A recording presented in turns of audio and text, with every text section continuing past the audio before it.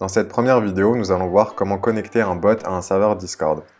La première chose qu'on va faire, c'est de créer un nouveau serveur Discord. Pour faire ça, appuyez sur le bouton plus, ajouter un serveur, puis créer le mien. Vous pouvez donner un nom à votre serveur Discord, je vais l'appeler tcollartest, puis je vais appuyer sur le bouton créer. Une fois que c'est fait, on va pouvoir créer le bot. Pour faire ça, on va se rendre sur le portail des développeurs Discord à l'adresse discord.com/developers/applications et on va cliquer sur le bouton New Application. On va donner un nom à notre application, comme par exemple Bot Ultime Discord. Et on va appuyer sur le bouton Créer. On arrive sur une page qui nous donne des informations sur notre application, mais ce qui nous intéresse, c'est faire un certain type d'application qui est un bot. On va donc dans la partie bot et on fait ajouter un bot. On dit qu'on veut ajouter un bot à cette application en confirmant. Et voilà, on a notre bot. Une fois sur cette page, on a des informations concernant notre bot, dont le token dont on aura besoin pour développer notre bot. Mais ça sera pour une prochaine vidéo.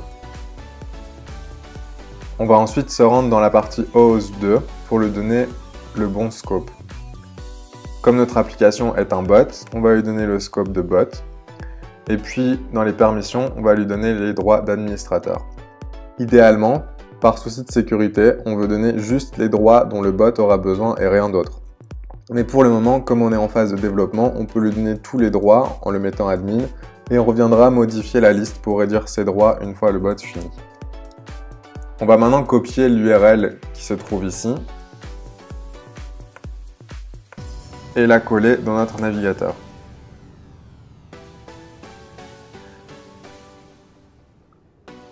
Là, on trouvera une liste de serveurs Discord sur lesquels on a les droits d'administrateur. On va choisir celui qu'on vient de créer, puis on va appuyer sur Continue. On voit bien que le bot aura tous les droits d'administrateur et on l'autorise.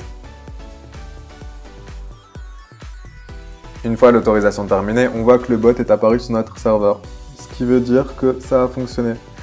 Mais le bot est offline et pour qu'il passe online et qu'on puisse interagir avec, on va devoir le développer.